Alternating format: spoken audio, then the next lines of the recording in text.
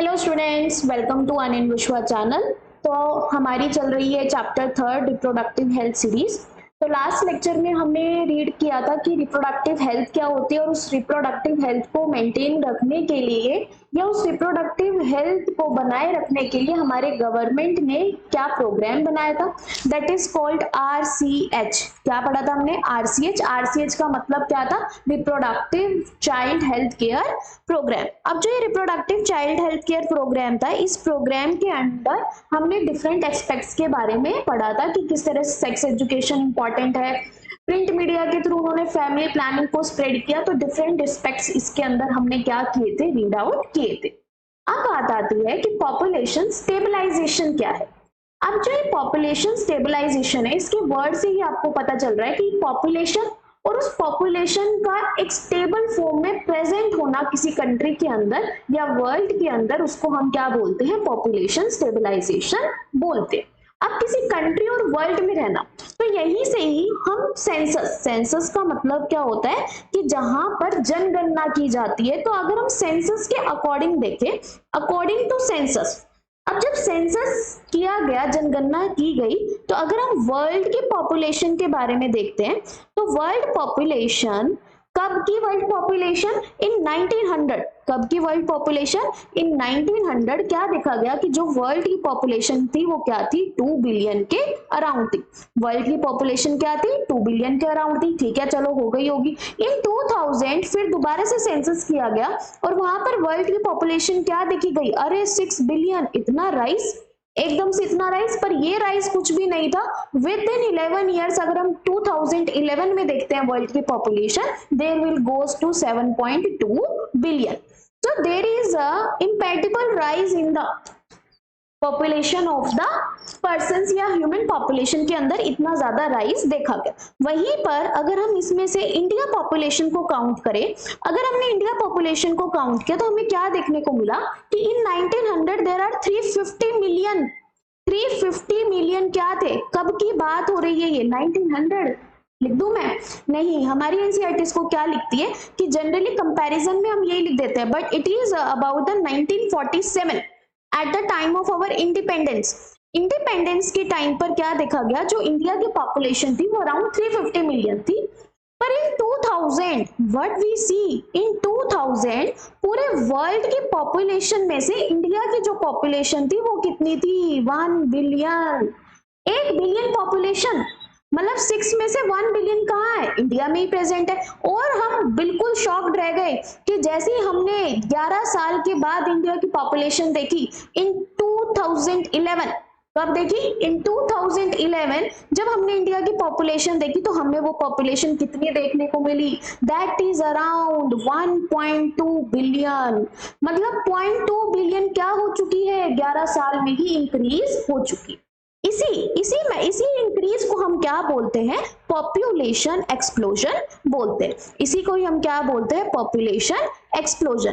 की लिमिट से ज्यादा एक पर्टिकुलर स्टेबल इंक्रीज से अगर हमें अनस्टेबल इंक्रीज दिखाई दे तो उसको हम क्या बोलते हैं? पॉपुलेशन एक्सप्लोजन बोलते हैं। ठीक है, चलो पॉपुलेशन एक्सप्लोजन हो गया। अब इसके रीजंस पूछे गए कि मेजर इसका रीजन क्या रहा। सबसे पहला रीजन यही था, जो फायदा हम करने चले वही फायदा हमारे लिए नुकसान में बदलने लगा। Meaning increase medical facilities. जैसे ही मेडिकल फैसिलिटीज के अंदर सुधार आने लगा, वैसे वैसे पॉपुलेशन के अंदर भी क्या होने लगा? इंक्रीज होने लगा। इंक्रीज मेडिकल फैसिलिटीज हुई, साथ साथ में इंक्रीज मॉडर्नाइजेशन। इंक्रीज मॉडर्नाइजेशन, या आप इसको बोल सकते हो increase quality lifestyle. Quality lifestyle का मतलब क्या होता है कि जहां पर मशीनें उपकरण आने लगे तो उसने भी क्या कर दिया? हमारी कंट्री के डेथ रेट को क्या कर दिया? घटा दिया। कि मान लो कोई फैक्ट्री में वर्कर काम कर रहा है और वहां पर पहले वर्कर अपने हैंड से उस काम को कर रहा था, पर उस हैंड से काम करने में उसको बहुत हार्म हुआ और उस काम को करने में वर्कर्स की डेथ भी हो जाती थी। अगर आप एक ऐसे एग्जांपल लगा के चलो, पर अभी हमने उसको अगर रिप्लेस कर दिया कि किस चीज से रिप्लेस किया, हमने उसको मशीनरी से रिप्लेस कर दिया। तो मशीनरी से रिप्लेस किया तो अब क्या हो गया, डेथ रेट कम हुआ या नहीं हुआ। हाँ, आपके दिमाग में इससे अलग अलग बहुत दिमाग में चल रहा होगा कि भाई डेथ रेट तो कम हो गया पर उसकी आय भी तो चली गई, वो जिस चीज से कमा रहा था वो भी तो चला गया। वो हमारा टॉपिक नहीं है, हम यहाँ पर सिर्फ पढ़ रहे हैं कि पॉपुलेशन इंक्रीज के क्या चांसेस थे। इंक्रीज के चांसेस में और किसने इंपैक्ट क्रिएट किया, the terms these are written here. पहले टर्म का मतलब है IMR। IMR का मतलब होता है बेटा infant mortality rate. IMR refers to infant mortality rate। अब मोर्टेलिटी वर्ड, पहली बात तो आप मोर्टेलिटी वर्ड को सीखो। मोर्टेलिटी का मतलब होता है बेटा डेथ रेट। मोर्टेलिटी का मतलब क्या होता है, याद रखना, mortality is death rate. Mortality क्या होती है, डेथ रेट होती है। वहीं पे नेटेलिटी हम आगे जाकर पढ़ेंगे, that is a birth rate. Natality को हम क्या बोलते हैं, बर्थ रेट बोलते हैं। मोर्टेलिटी को हम क्या बोलते हैं, डेथ रेट बोलते हैं। तो इन्फेंट मोर्टेलिटी जो रेट था, वो infant mortality rate medical facilities की वजह से क्या हो गया, डिक्रीज हो गया। पहले क्या होता था कि बच्चे के जन्म के बाद उसको इंस्टेंट मेडिकल सर्विसेज नहीं मिलती थी, क्योंकि जो बच्चे का जन्म होता था वो घर के अंदर ही कर दिया जाता था। एक प्रेग्नेंट वुमेन जन्म दे रही है अपने घर के अंदर ही, तो वहां पर अगर इन्फेंट के अंदर अंडरलाइन डिसीज, आपने सुना भी होगा, करंटली भी बहुत फेमस है, न्यूमोनिया हो जाता है पैदा हुए बच्चे को इंस्टेंट। तो इस टाइप के डिफरेंट डिसीजेस को इंस्टेंटली क्योर करने लग गए, तो वहां पर जो इन्फेंट का मोर्टेलिटी रेट था वो क्या होने लग गया, कम होने लग गया। ऐसे ही MMR का मतलब होता है maternal mortality rate. What is the meaning of maternal mortality rate. अब इसी एग्जांपल को आप और बढ़ा दो कि मदर की भी तो डेथ रेट में कमी आई। क्यों कमी आई, क्योंकि मदर्स को भी इंस्टेंट ट्रीटमेंट मिलने लग गया कि जो ट्रीटमेंट उसको एक घर पर नहीं मिलता था। तो मैटरनल का मोर्टेलिटी रेट भी क्या हो गया, कम होगा। Also there is a decrease in death rate. किसमें डिक्रीज हुआ, डेथ रेट में भी डिक्रीज हुआ, क्योंकि अगर हम डेथ रेट लगाकर चले, जितनी ज्यादा मेडिकल फैसिलिटीज बढ़ेगी उतनी ज्यादा क्योरिंग पावर बढ़ेगी और उतना ही डेथ रेट क्या होगा, कम होगा। साथ साथ क्या देखा गया, increase persons at reproductive as.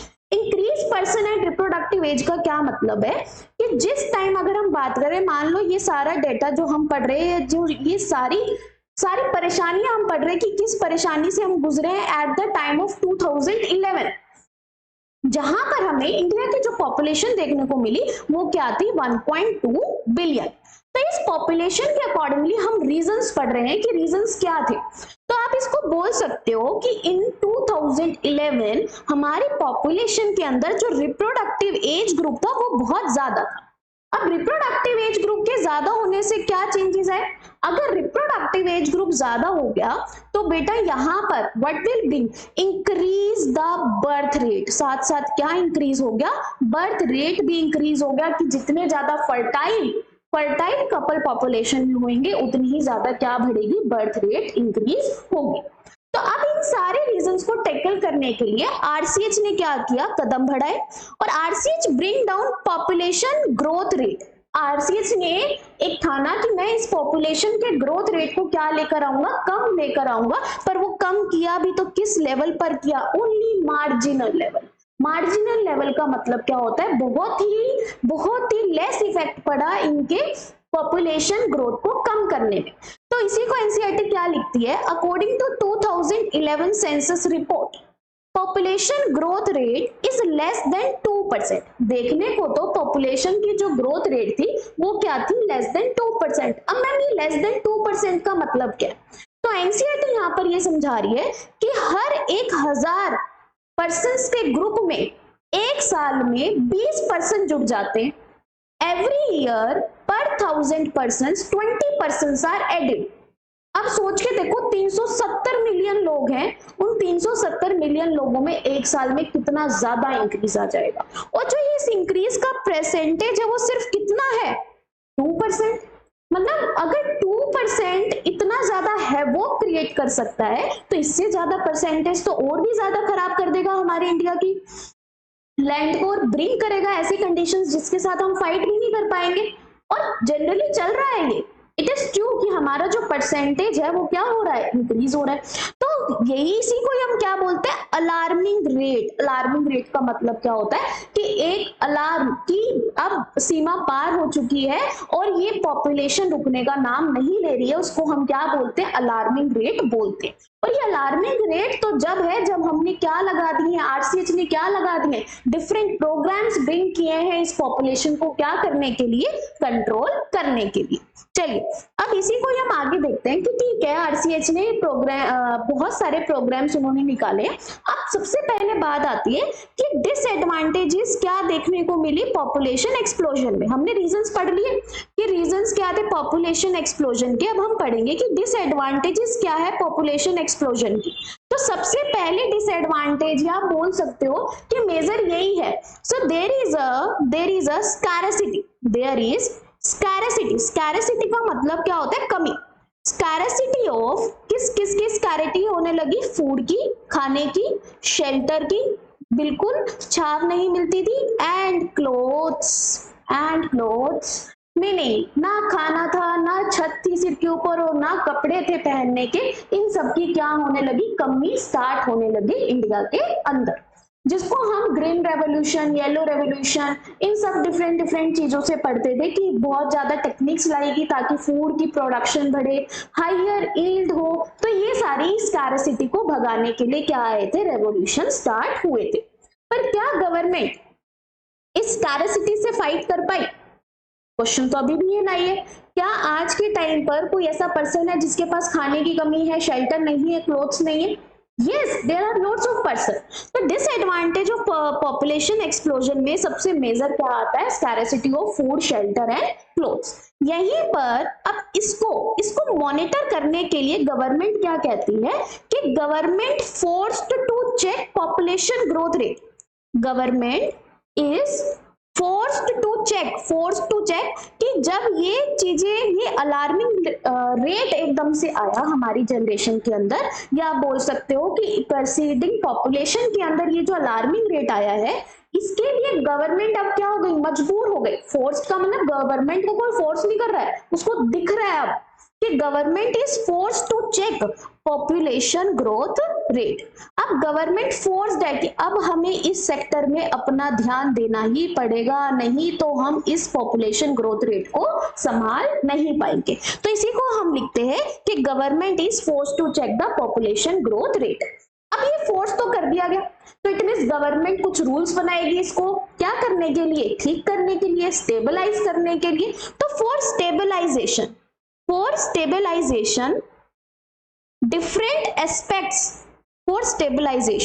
different aspects follow by governmental and non governmental organisation. अब इसका क्या मीनिंग है कि स्टेबलाइजेशन के लिए अब इस गवर्नमेंट ने कौन कौन से एस्पेक्ट्स को चूज किया, जिसके अंदर सबसे फर्स्ट आता है अ स्लोगन, अब प्रिंट मीडिया की हेल्प से, प्रिंट मीडिया या आप बोल सकते हो audio visual presentation to show benefits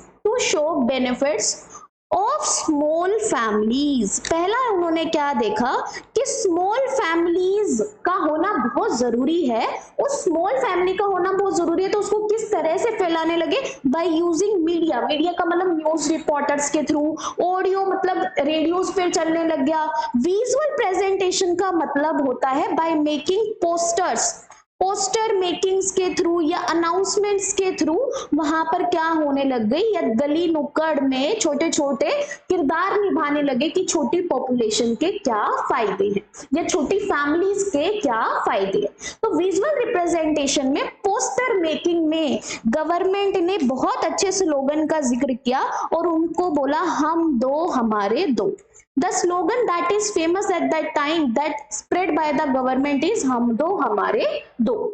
That led to a great decrease in larger families, और क्या देखने को मिली, small families हमें देखने को मिलने लगी। वहीं पर many couples in urban areas, अब कुछ एजुकेशन ने भी अपना रोल प्ले किया। एजुकेशन के अकॉर्डिंगली जो अर्बन एरियाज में रहने वाले कपल्स थे, या आप बोल सकते हो जो वर्किंग कपल्स थे, उन्होंने क्या स्टार्ट किया, they started one child norm.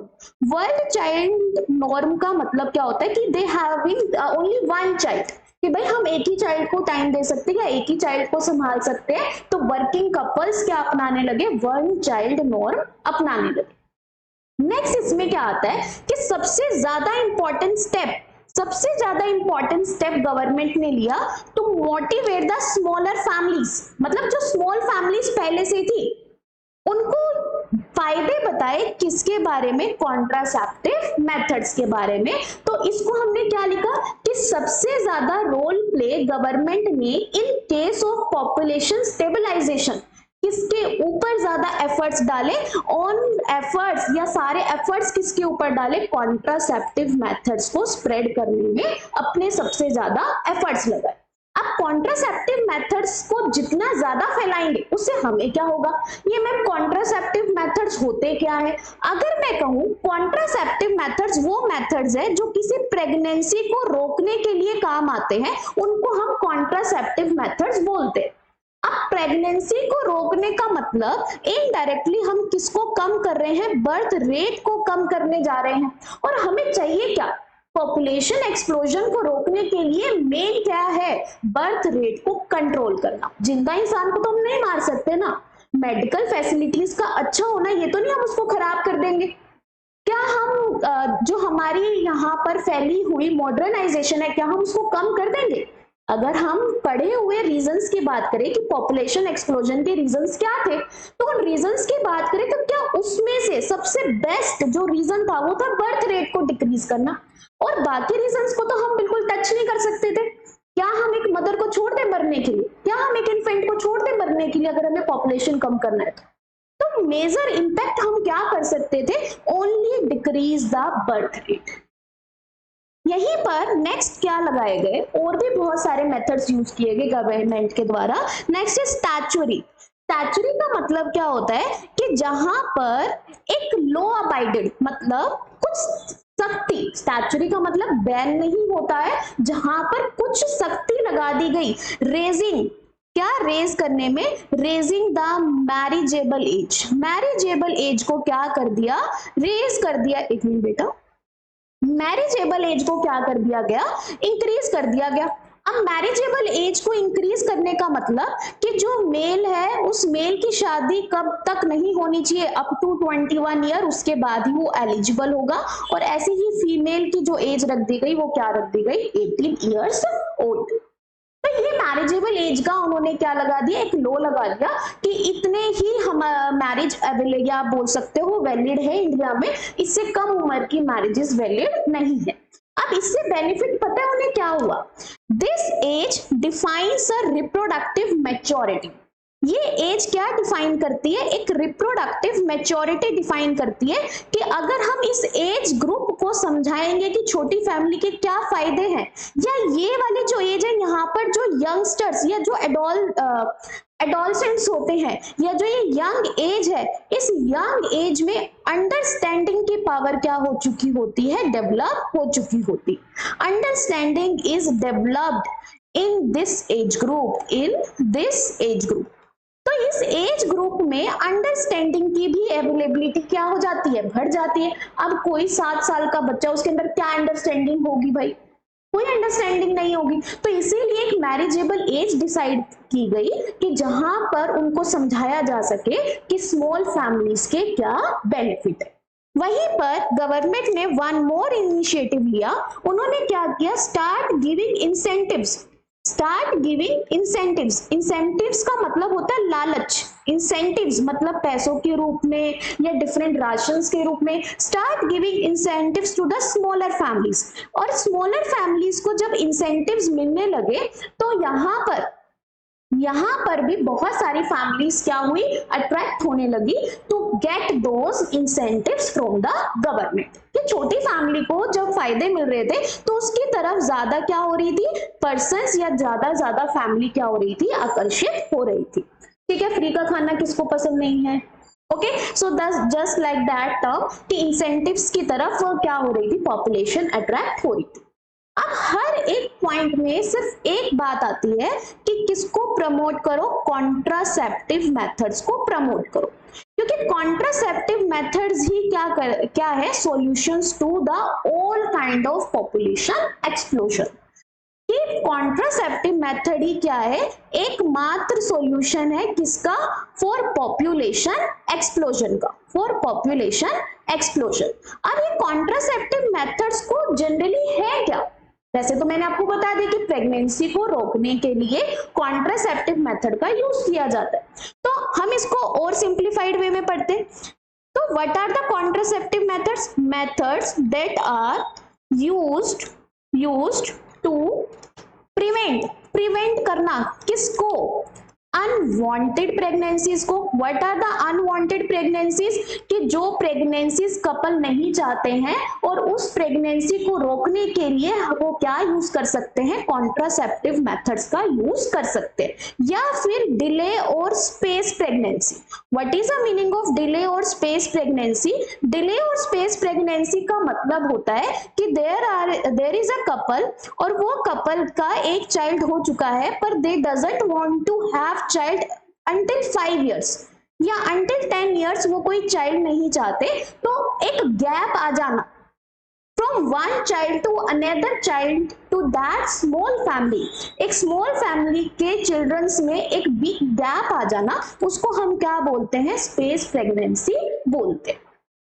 अब ये जो गैप आ रहा है, पर ये गैप किस रिलेटेड टर्म पर है, आपको ये भी समझना है। गैप का मतलब ये नहीं है कि 5 years तक चाइल्ड या उस टाइम पर वो सेक्सुअली एक्टिव नहीं है। तो जनरली कॉन्ट्रासेप्टिव मेथड्स के लिए अब नेक्स्ट मेन पॉइंट क्या आता है कि methods that are used to prevent unwanted pregnancy, delay और space pregnancy even after the couples are sexually active, even after couples are sexually active, कि कपल सेक्सुअली एक्टिव हैं और उसी दौरान वो चिल्ड्रन नहीं चाहते हैं, तो वहां पर कौन मदद करता है, उनके कॉन्ट्रासेप्टिव मेथड्स मदद करते हैं। तो 5 year गैप के बाद जब ये फैमिली 1 more बेबी चाहता है, तो इस टाइप के gaps without stopping any sexually activity, without stopping any sexually activity वो किसका यूज कर सकते हैं, कॉन्ट्रासेप्टिव मेथड्स का यूज कर सकते हैं।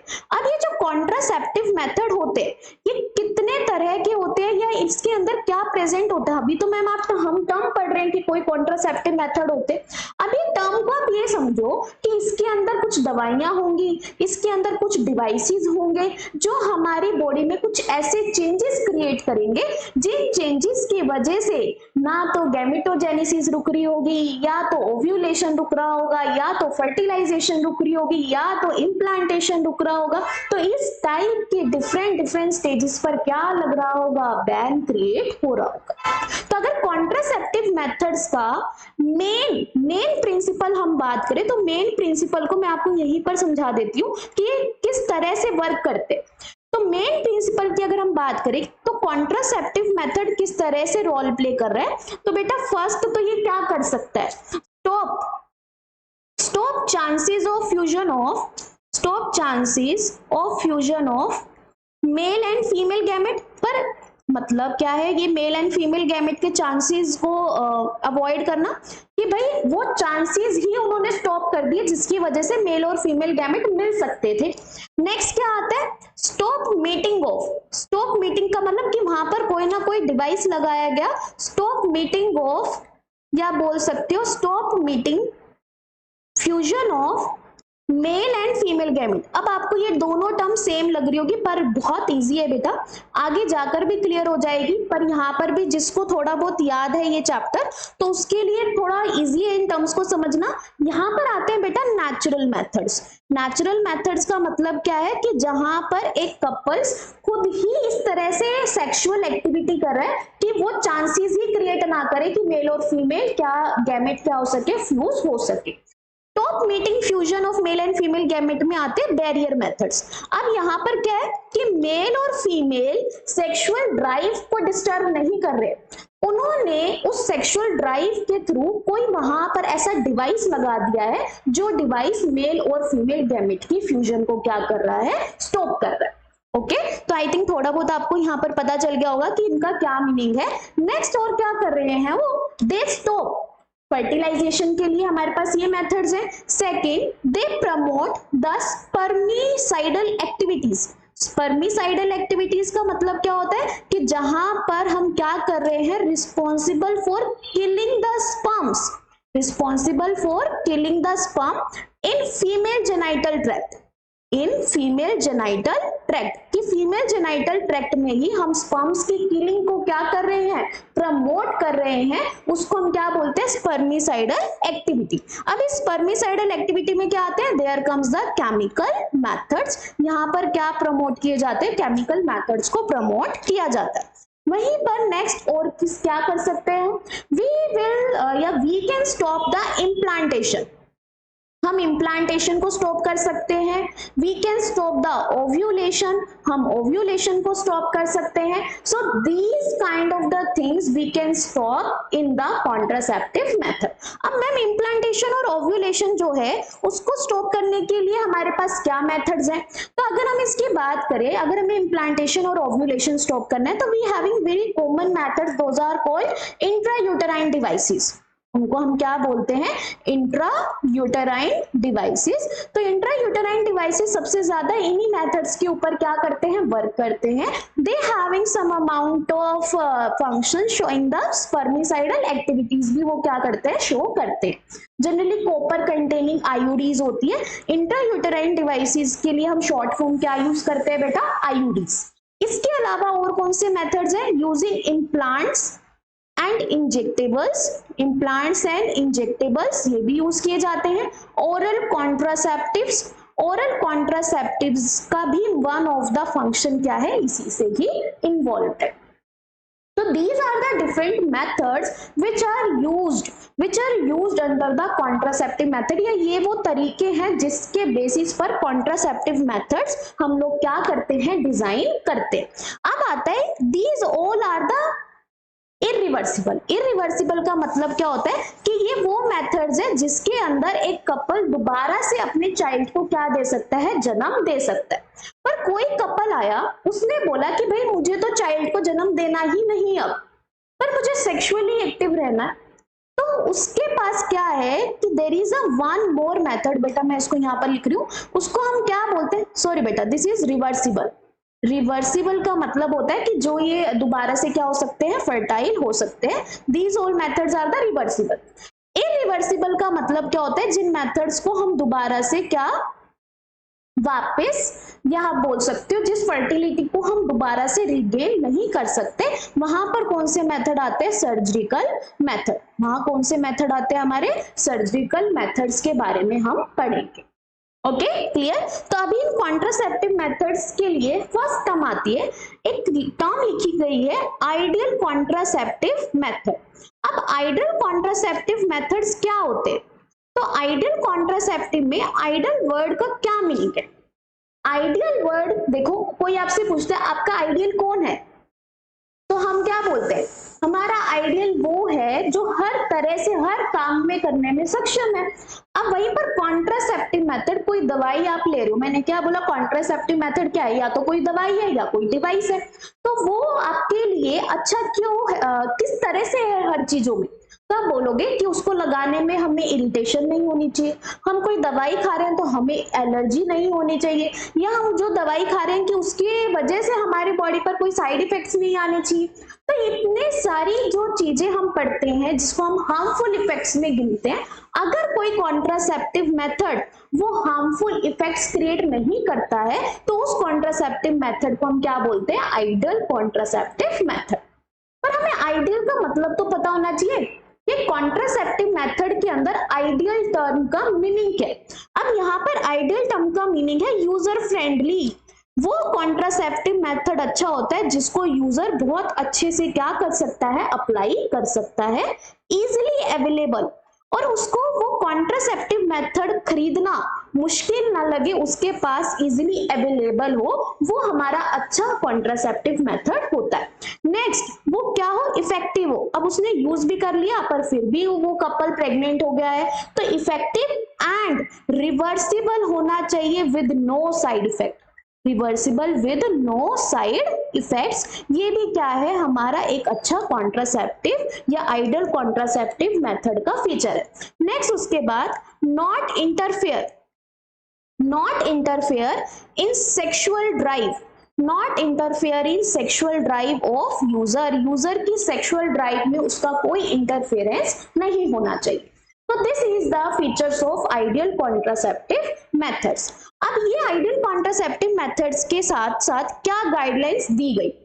गाइडलाइन का मतलब क्या, आई थिंक आपको ये पॉइंट समझ में आ गया। यूजर फ्रेंडली का मतलब बहुत इजीली यूज कर सके, इजीली अवेलेबल हो, इफेक्टिव हो, और नॉट इंटरफेयर, जब वो सेक्सुअल एक्टिविटी कर रहे हैं तो वो कोई इरिटेशन या वो कोई इंटरफेरेंस पोज ना करे, तो वो भी क्या है, एक आइडियल कॉन्ट्रासेप्टिव के अंदर प्रेजेंट होना चाहिए। अब इन्हीं कॉन्ट्रासेप्टिव को यूज करने के लिए कुछ गाइडलाइंस बनाई गई। पहले गाइडलाइन को अगर हम हिंदी में समझे, उन्होंने ये बोला कि आप कोई भी कॉन्ट्रासेप्टिव मेथड यूज कर रहे हो, पर उसको यूज करने से पहले आपको पहले सलाह लेनी चाहिए किसी डॉक्टर से कि मैं ये कॉन्ट्रासेप्टिव मेथड यूज करना चाहता हूँ, ये ठीक है या गलत है। अगर ये गलत है तो आप मुझे गाइड कीजिए कि कौन सा कॉन्ट्रासेप्टिव मेथड क्या है, सही से हम क्या कर सकते हैं, या मेरी बॉडी उसको क्या कर सकती है, एक्सेप्ट कर सकती है।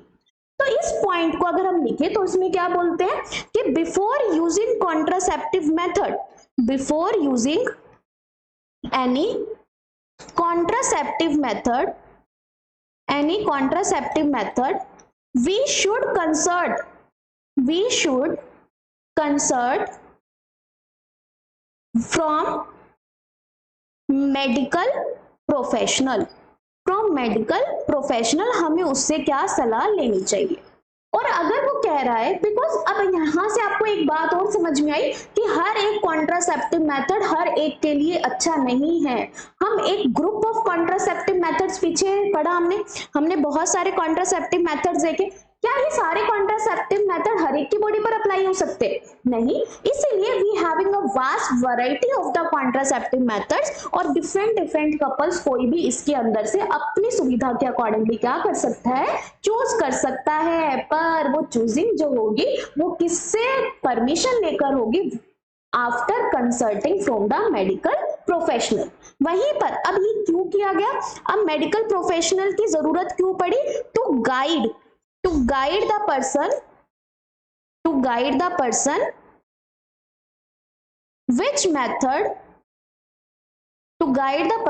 which method is good or bad,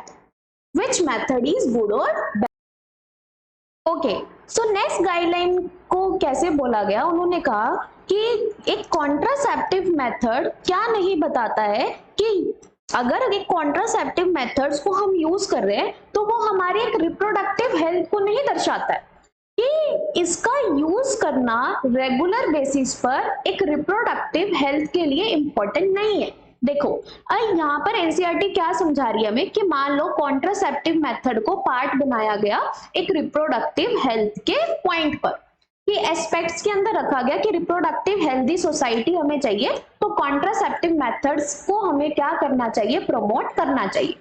पर रेगुलर बेसिस पर अगर कोई कॉन्ट्रासेप्टिव मेथड को यूज कर रहा है, रेगुलर बेसिस पर अगर कोई कॉन्ट्रासेप्टिव मेथड को यूज कर रहा है, तो इसका मतलब ये नहीं है कि it is maintaining their reproductive health.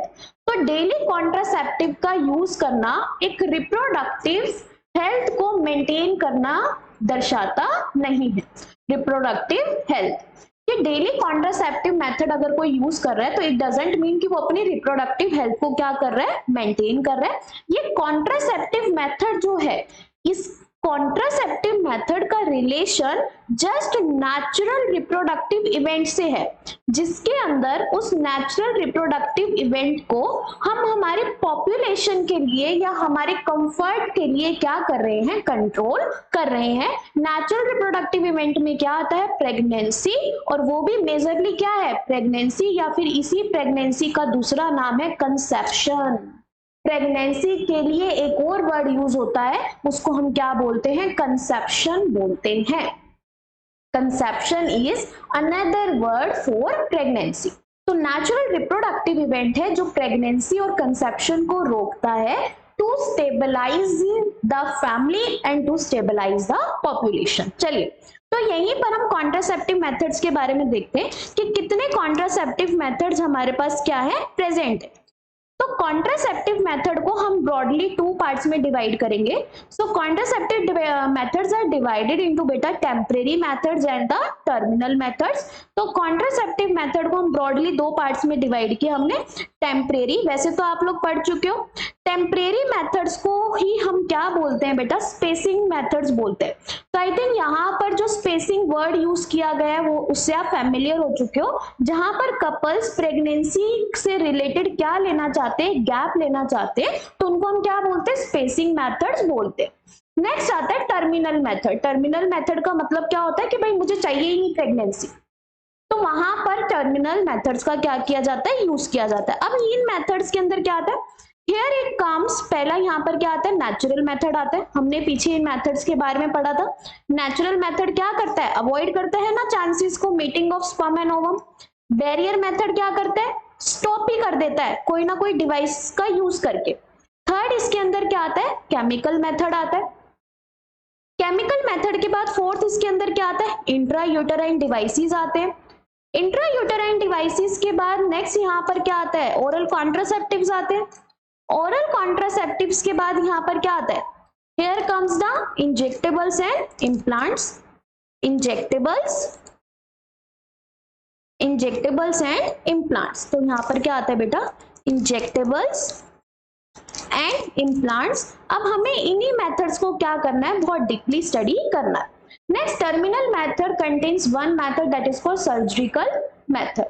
अब इसका बेस तो आपको पता है, जो टेम्परेरी मेथड्स होते हैं दे आर रिवर्सिबल।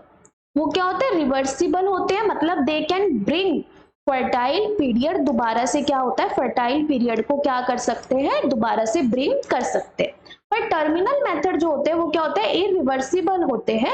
इरिवर्सिबल का मतलब कि एक बार हमने इन मेथड्स को यूज कर लिया, सो वी कैन नॉट, या आप बोल सकते हो कि वहां पर जो कपल होता है वो क्या हो जाता है, परमानेंटली इनफर्टाइल हो जाता है। चलिए अब हम जल्दी से एक एक मेथड को पढ़ते हैं। सबसे फर्स्ट मेथड जो है हमारा नेचुरल मेथड। तो नेचुरल मेथड का क्या मतलब था कि जहां पर हम क्या कर रहे हैं, वी आर स्टॉपिंग या we are avoiding the chances. आप कैसे लिख सकते हो इसको कि यहां पर हम चांसेस को अवॉइड कर रहे हैं, avoid chances of, we are avoiding the chances of ovum and sperm meeting. दोनों की मीटिंग चांसेस को हम क्या कर रहे हैं, अवॉइड करना चाहते हैं, तो उसको हम क्या बोलते हैं, नेचुरल मेथड। तो बेटा ये जो नेचुरल मेथड है वो 3 डिफरेंट काइंड से हम इसको क्या कर सकते हैं, परफॉर्म कर सकते हैं। तो पहला नेचुरल मेथड है periodic abstinence. Periodic abstinence, periodic abstinence को हम क्या बोलते हैं बेटा, रिदम मेथड भी बोलते हैं। Periodic abstinence is also called rhythm method. अब ये जो मेथड है उसको मैं बहुत इजीली आपको बताऊं कि हमारी फीमेल का जिस दिन ओव्यूलेशन होता है उसी दिन क्या होना चाहिए, स्पर्म का भी एम्पुलरी रीजन में आना चाहिए, जिसको ह्यूमन रिप्रोडक्शन बहुत अच्छे से याद है। वहां पर एक बहुत लाइन लिखी हुई थी बहुत क्लियरली कि ovum and sperm should reach simultaneously at the ampullary region of the fallopian tube। अगर उस टाइम पर ओवम और स्पर्म दोनों एक टाइम पर रिलीज होकर एम्पुलरी रीजन पर पहुंच जाते हैं तो फर्टिलाइजेशन हो जाएगी। तो इसी पीरियोडिक एब्स्टिनेंस से रिलेटेड है हमारा ये इवेंट। अब ओवा का रिलीज होना या उसका पहुंचना कौन से दिन होता था, ओव्यूलेशन के दिन होता था। तो वहीं से ही ये मेथड्स हम क्या करेगा, अपना रोल प्ले करेगा। तो थोड़ा सा मैंने आपको आइडिया दे दिया। नेक्स्ट आता है कोइटस इंटरप्टस। कोइटस इंटरप्टस का मतलब क्या है, या इसी को ही हम क्या बोलते हैं, विड्रॉल मेथड भी बोलते हैं। विड्रॉल मेथड से ही पता चल रहा है और कोइटस से पता चल जाएगा। इन दोनों वर्ड से आप इस मेथड को याद रख सकते हो। कोइटस का मतलब होता है सेक्सुअल ड्राइव। कोइटस का मतलब क्या होता है, सेक्सुअल ड्राइव। और विड्रॉल मेथड, सेक्सुअल ड्राइव के दौरान अगर मेल अपनी पेनिस को अवॉइड या बाहर निकाल ले फीमेल वेजाइना से eight the time of ejaculation, eight the time of ejaculation, उसी को ही हम क्या बोलते हैं, कोइटस इंटरप्टस बोलते हैं। Next method is lactational amenorrhoea. Lactational amenorrhoea का मतलब क्या होता है कि जब एक फीमेल फुली लैक्टेशन प्रोवाइड कर रही है अपने चाइल्ड को, तो उसके बॉडी में एक हार्मोन होता है जो मिल्क प्रोड्यूसिंग हार्मोन है, जिसको हम प्रोलैक्टिन बोलते हैं। उस प्रोलैक्टिन की अमाउंट जो होती है वो बहुत ज्यादा होती है, और उसी अमाउंट की वजह से ओव्यूलेशन, या बोल सकते हो ओव्यूलेशन की एक्टिविटी स्टॉप हो जाती है। ओव्यूलेशन का स्टॉप होना मतलब मेंस्ट्रुअल साइकिल का कंडक्ट ना होना, और इसी तरह से एक fully active lactating female ovulation के इवेंट से प्रिवेंट होकर क्या कर लेती है, प्रेगनेंसी से बच जाती है। एक नेचुरल मेथड है ये, इसमें कोई दवाई नहीं लेनी पड़ी, कोई डिवाइस यूज नहीं करना पड़ा, ये नेचुरली फीमेल की बॉडी में क्या है, प्रेजेंट होता है।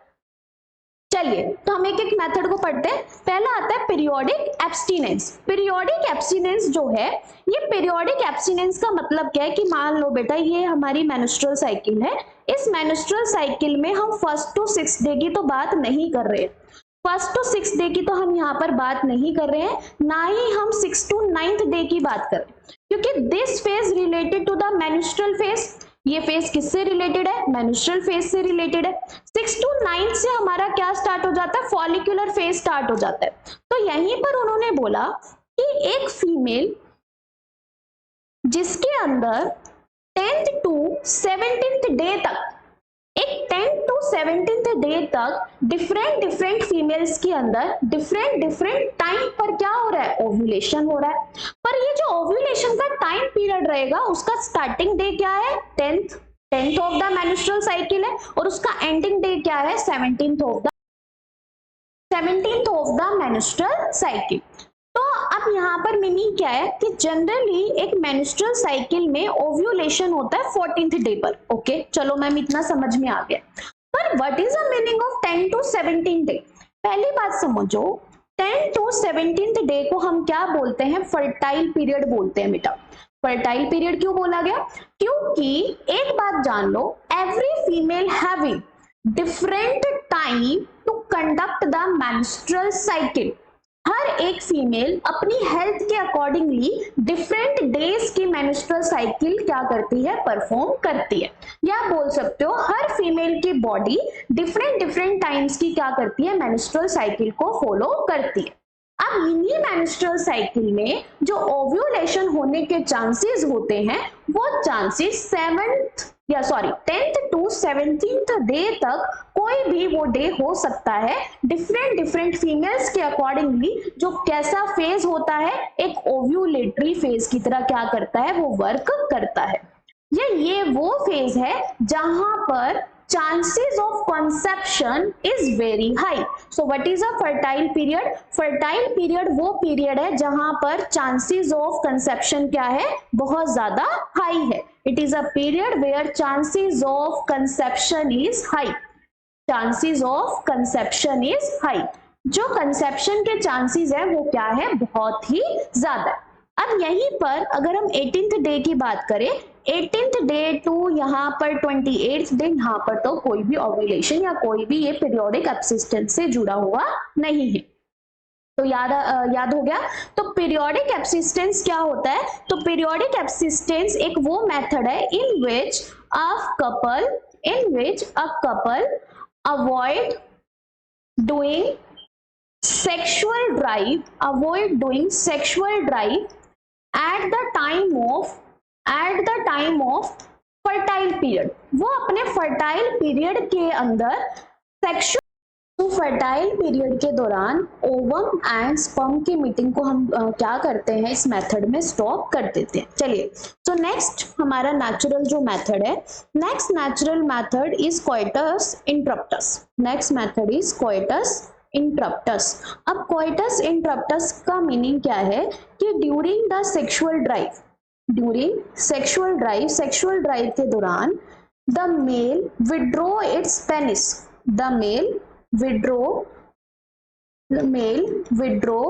its penis at the time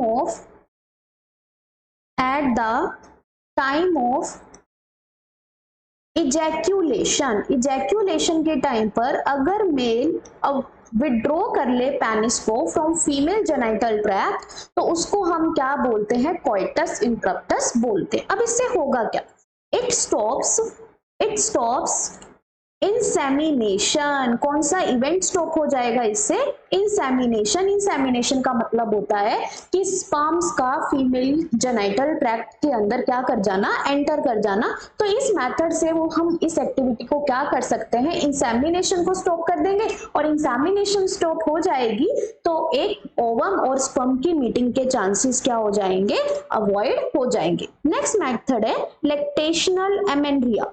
lactational एमेन्ड्रिया का मतलब क्या होता है कि जहां पर एक फुली लैक्टेटिंग फीमेल, पहली बात ये लैक्टेशनल एमेन्ड्रिया उन कपल्स के अंदर फॉलो हो सकता है whose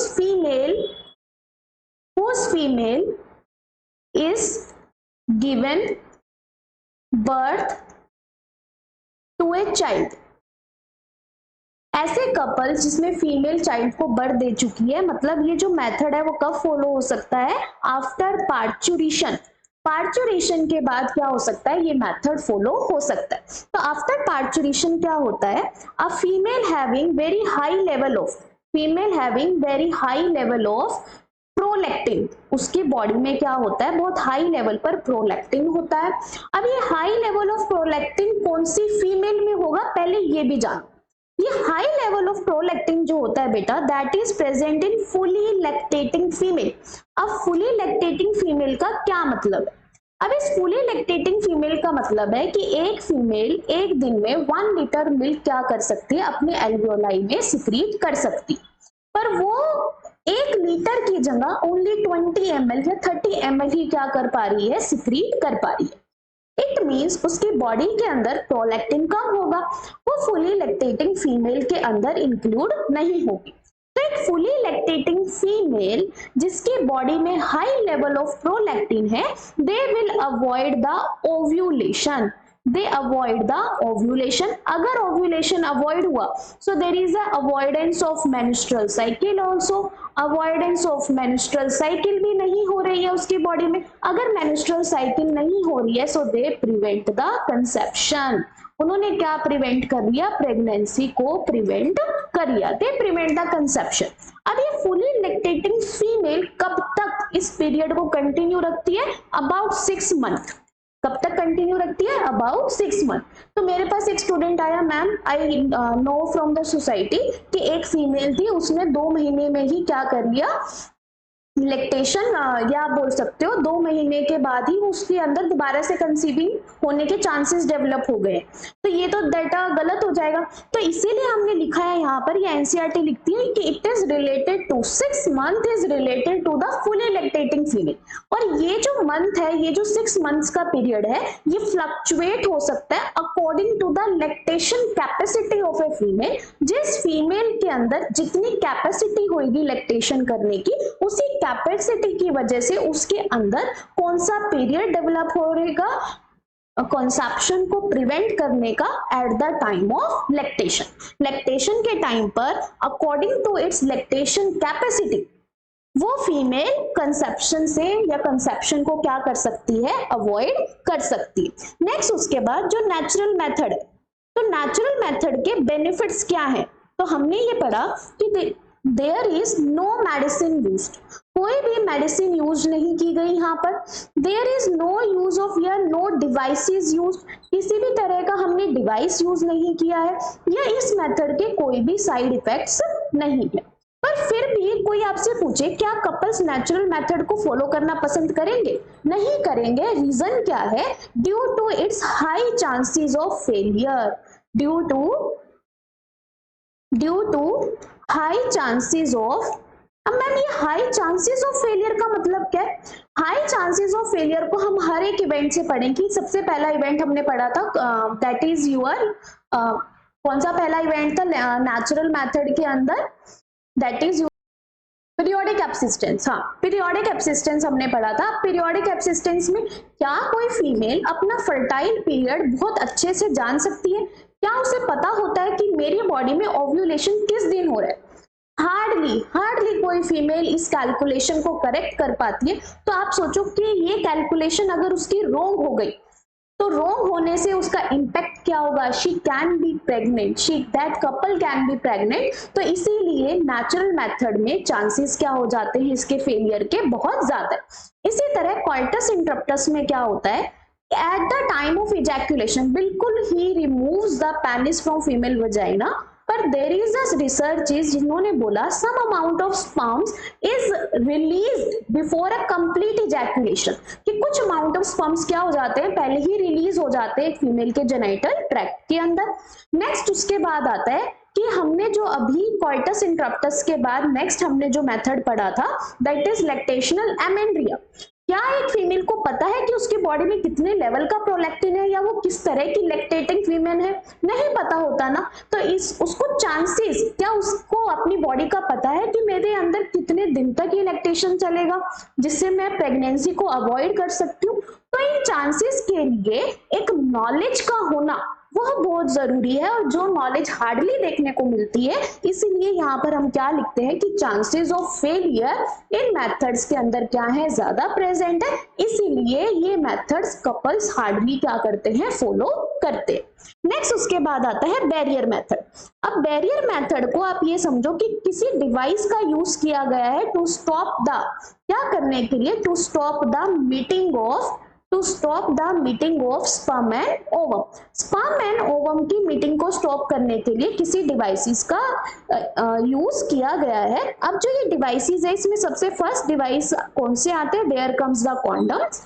कॉन्डम से ऐसे डिवाइसेस होते हैं, these are the devices made up of, किसके बने हुए हैं, मेड अप ऑफ रबर और लेटेक्स। किसके बने होते हैं, या तो रबर के बने होते हैं या फिर लेटेक्स के बने होते हैं। तो ये डिवाइसेस रबर और लेटेक्स के बने होते हैं। How it can be used, इनको यूज कैसे किया जाता है। तो अगर हम बात करें, दीज आर यूज्ड या these devices covers the sperm releasing parts, या आप बोल सकते हो devices covers the some parts of couple before coitus. Coitus से पहले कुछ पार्ट्स को क्या कर दिया जाता है, कवर कर दिया जाता है। उसको हम क्या बोलते हैं, उन्हीं डिवाइसेस को हम क्या बोलते हैं, कॉन्डम्स बोलते हैं। अब ये सम पार्ट्स में क्या आता है, तो यहीं पर अगर हम बात करें मेल्स के अंदर बेटा, this part refers to the penis, जहां पर एक रबर के डिवाइस से एक मेल की पेनिस को क्या कर दिया जाता है, कवर कर दिया जाता है।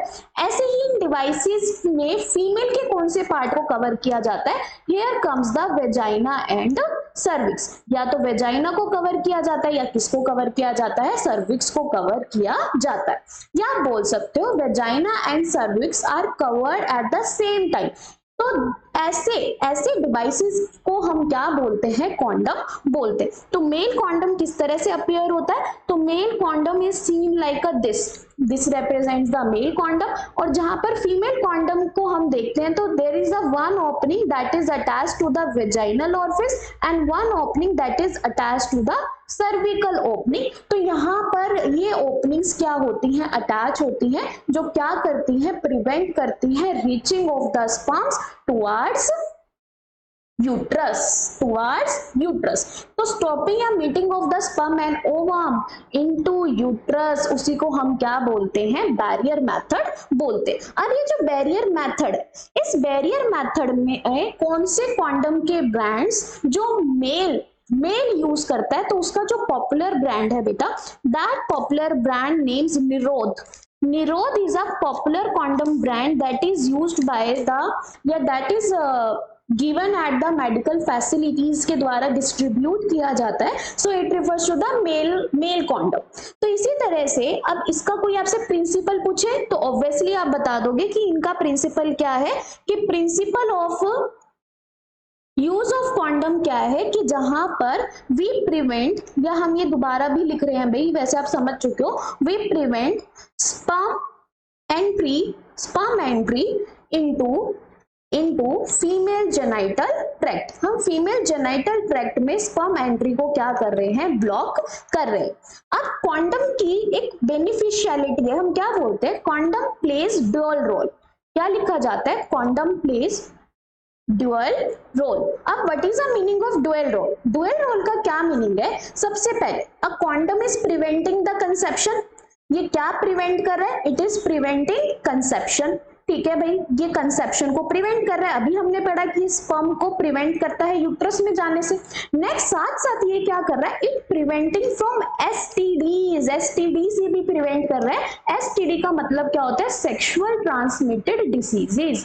Sexual transmitting diseases. अब मैम ये सेक्सुअल ट्रांसमिटिंग डिसीजेस से कैसे प्रिवेंट कर रहा है?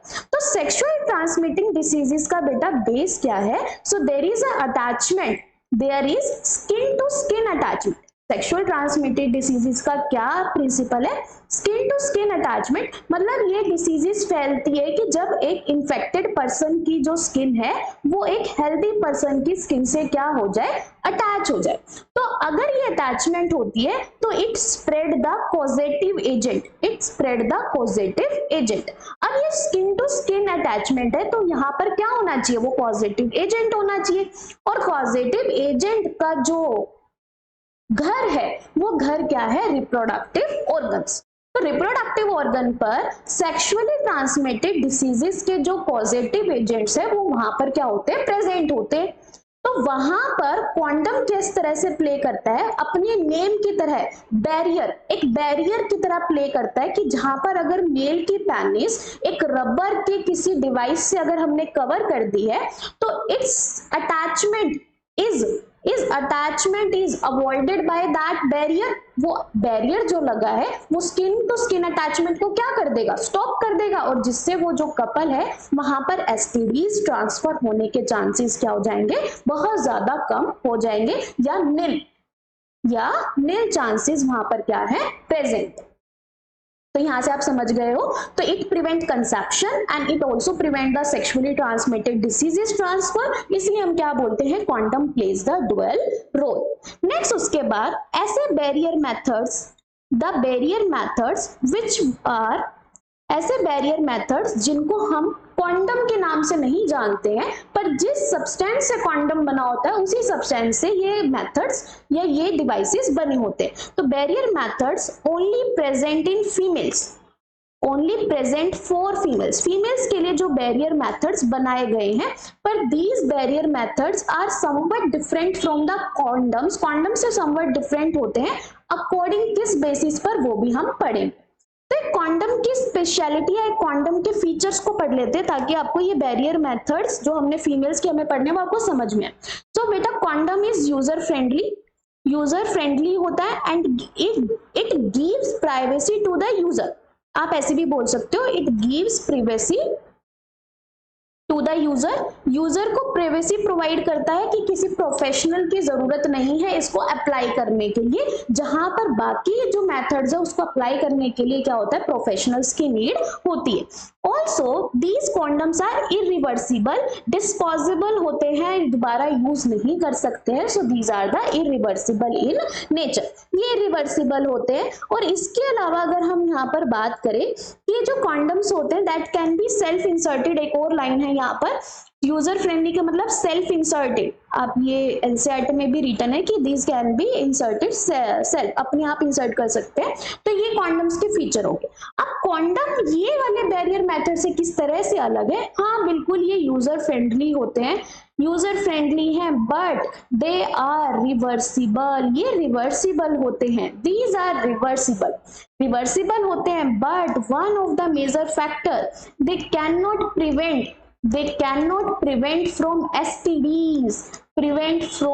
एसटीडीज, क्योंकि पहली बात फीमेल के द्वारा यूज किए गए। अब मैम ये एसटीडीज से प्रिवेंट क्यों नहीं करते? तो बैरियर मेथड ऑफ फीमेल में क्या आते हैं? सो देयर कम्स, यहाँ पर क्या आते हैं? देयर कम्स द डायफ्रेम्स इसके अंदर आते हैं बेटा, सर्विकल कैप्स इसके अंदर आती है, and here comes the valves. These are the devices that comes in the barrier methods of the female applied at the cervix region.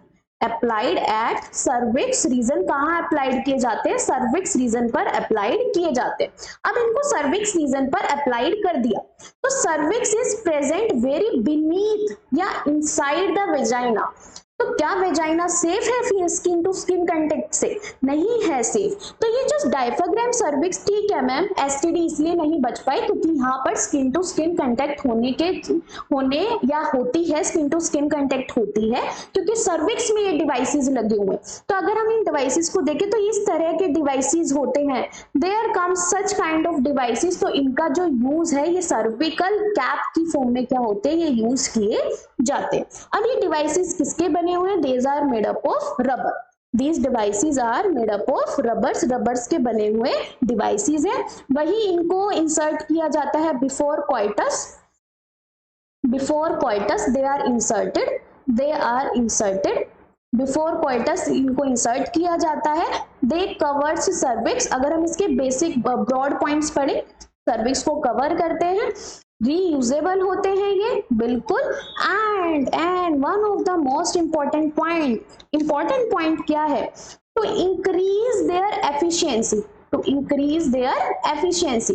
Efficiency का मतलब क्या होता है कि ये अपना काम और अच्छे से करे। कि भाई सर्विकल में मान लो अगर ये थोड़ा सा भी एक फीमेल के द्वारा ढंग से अप्लाई नहीं किया गया तो ये क्या हो सकता है? अपनी लोकेशन से डिस्प्लेस हो सकता है। तो अगर ये अपनी लोकेशन से डिस्प्लेस हो सकता है या ये करेक्टली प्लेस ना किया गया हो, उस दौरान स्पर्म एंट्री के चांसेस क्या हो जाएंगे? बढ़ जाएंगे। तो increase their efficiency the spermicidal creams are used with them. इनके साथ साथ स्पर्मिसाइडल क्रीम्स या बोल सकते हो जेलीज या बोल सकते हो फोम्स, तो इनका भी साथ के साथ क्या किया जाता है? यूज किया जाता है with barrier methods of female. तो increase the efficiency to prevent conception. Efficiency बढ़ा देना, किसके लिए एफिशिएंसी बढ़ा देना? टू प्रिवेंट द कंसेप्शन, ताकि कंसेप्शन ना हो सके। ओके, तो दीज आर द मेथड्स जो हमने बैरियर मेथड्स पढ़े हैं। अब इसी बैरियर मेथड में मैं आपको एक शॉकिंग न्यूज यहाँ बताती हूँ। द बैरियर मेथड जो हमने पढ़े हैं दे हैविंग हायर चांसेस। यहाँ हम नेचुरल मेथड्स की बात नहीं कर रहे, यहाँ हम बैरियर मेथड्स को कंपेयर करेंगे बाकी अदर मेथड से। नेचुरल मेथड हमेशा हाईएस्ट पर रहेगा, higher chances of failure than other methods. बिल्कुल, बैरियर मेथड के अंदर अगर हम चांसेस की बात करें फेलियर की, so that is 10 to 15% higher chances of failure than other contraceptive method. यहाँ पर मैं बार बार कह रही हूँ, नेचुरल मेथड को इंक्लूड नहीं कर रहे, अदर कॉन्ट्रासेप्टिव मेथड्स। तो बैरियर मेथड का फेल होना चांसेस हाई है भाई, कम नहीं है इसमें चांसेस। ठीक है, नेक्स्ट उसके बाद आता है बैरियर मेथड्स के बाद, here comes our next method, those are the chemical methods। अब chemical methods कौन से होते हैं? These are the methods, those are applied on the female genital tract that work as a spermicidal। किस तरह से वर्क करते हैं? ये स्पर्मिसाइडल की तरह वर्क करते हैं। तो केमिकल मेथड्स क्या होते हैं? These are the chemicals that kill or destroyed sperms। जो क्या करते हैं? स्पर्म्स को किल करते हैं या फिर स्पर्म्स को डिस्ट्रॉयड करते हैं। इस एक्टिविटी या इस फिनोमिना को हम क्या बोलते हैं? Spermicidal activity. इसको हम क्या बोलते हैं? Spermicidal activity. अब स्पर्मिसाइडल एक्टिविटी का मतलब क्या है? स्पर्म्स को मारना। तो ये केमिकल्स के अंदर जनरली बेसिकली आप बोल सकते हो जिंक सल्फेट या फिर boric acids, such kind of different chemicals का इसके अंदर क्या होता है? यूज होता है। अब यहाँ पर एप्लीकेशन कैसे की जाती है? कौन अप्लाई करता है इनको? तो आपको जानना होगा बेटा, these are applied by the females on their vaginal surface. On their vagina, ये फीमेल्स के द्वारा अप्लाई किए जाते हैं वेजाइना के ऊपर। These are present in different forms. किस फॉर्म में प्रेजेंट होते हैं? क्रीम्स की फॉर्म में प्रेजेंट होते हैं, ये फोम्स की फॉर्म में प्रेजेंट होते हैं। These are present in form of jellies की फॉर्म में प्रेजेंट होते हैं। These are present in form of tablets also. Tablets की फॉर्म में भी ये क्या होते हैं? प्रेजेंट होते हैं। तो क्रीम्स के लिए यहाँ पर जो ब्रांड आता है दैट केम्स द बेटा Delfen. Delfen is a brand that sell the that sell these kind of creams. ऐसे ही फोम्स, जेलीज, टैबलेट्स, इनके लिए जो ब्रांड होता है that here comes the today brand. कौन सा ब्रांड आता है यहाँ पर? टुडे ब्रांड के बारे में हम पढ़ते। वहीं पर मोस्ट कॉमनली यूज्ड स्पर्मिसाइडल, क्या नाम है उसका? मोस्ट कॉमनली यूज्ड बेटा स्पर्मिसाइडल जो है दैट इज नोनोक्सिनॉल, दैट इज नोनोक्सिनॉल 9। थोड़ा स्पेलिंग देख लेना बेटा। सो नोनोक्सिनॉल 9, तो नोनोक्सिनॉल 9 किस तरह से वर्क करता है? It acts as surfactant killer. Surfactant killer का मतलब क्या होता है? अब बैक्टीरिया, आप बोल सकते हो एक सरफेसेंट, बैक्टीरिया के सरफेस पर सेल वॉल है, ऐसे ही हम यहाँ पर अगर बात कर रहे हैं ह्यूमंस की, तो ह्यूमंस के स्पर्म के सरफेस के ऊपर क्या प्रेजेंट है? Plasma membrane. तो ये अटैक करता है किसके ऊपर? स्पर्म की प्लाज्मा मेम्ब्रेन के ऊपर ये क्या करता है? अटैक करता है। It attack on plasma membrane of the sperm. तो ये डिस्टर्ब कर देता है स्पर्म की प्लाज्मा मेम्ब्रेन को, ये क्या कर देता है? डिस्टर्ब कर देता है। It disturb the plasma membrane of the sperm. तो मोस्ट कॉमनली यूज स्पर्मिसाइडल है ये, जिसको हम क्या बोलते हैं? नोनोक्सिनॉल 9 बोलते हैं। It is a surfactant killer and it kills the sperm plasma, या स्पर्म को किस तरह से किल करता है? उसकी प्लाज्मा मेम्ब्रेन को डिस्टर्ब करके। नेक्स्ट उसके बाद आता है कि हमारे पास कुछ हर्बिसाइडल भी केमिकल है। हमारे पास क्या है? कुछ हर्बिसाइडल भी केमिकल है। तो हर्बिसाइडल में फर्स्ट वर्ड आता है that is NIM। There comes the NIM 76। This is a chemical which is commonly called neem oil. अब नीम ऑयल से भी आप समझ गए होंगे कि ये कहां से निकाला गया है? नीम से निकाला गया है। And it having the spermicidal activity. ये क्या करता है? स्पर्मिसाइडल एक्टिविटी क्रिएट करता है। तो ये जो नीम ऑयल है इसी को हम क्या बोलते हैं? Herbal chemical contraceptive. Herbal chemical contraceptive. और बेटा कौन सा ब्रांड इसको बेचता है? The brand name is concept. Brand का नाम क्या है? कॉन्सेप्ट है, जो इस केमिकल को क्या करता है? स्प्रेड करता है। मैम जेली में, क्रीम में, कैसे बनाकर? तो ये ब्रांड जो सेल करता है अपने केमिकल को as a form of vaginal cream. किस फॉर्म में ये क्या करता है? स्प्रेड करता है as in a form of vaginal cream. Vaginal cream की फॉर्म में ये क्या करता है? इस ब्रांड, ये जो ब्रांड है वो अपने NIM 76 केमिकल को क्या करता है? सेल करता है। तो यहीं से आपने कुछ मेथड्स के बारे में आज पढ़ा। अब इन्हीं मेथड्स को बेटा हम कल कंटिन्यू करेंगे। एंड टिल देन आप इस मेथड से इसकी जो PPT है वो टेलीग्राम चैनल पर अपलोड हो जाएगी। ऑल्सो आप क्वेश्चन सॉल्विंग स्टार्ट करो, जो भी आपके पास मटेरियल है। Also some questions are uploaded at my Telegram channel. In some days Instagram channel will also active, तो आप वहां पर भी अपना कंटिन्यू ध्यान रखना। तो मैं भी आपको बता दूंगी। Till then good luck.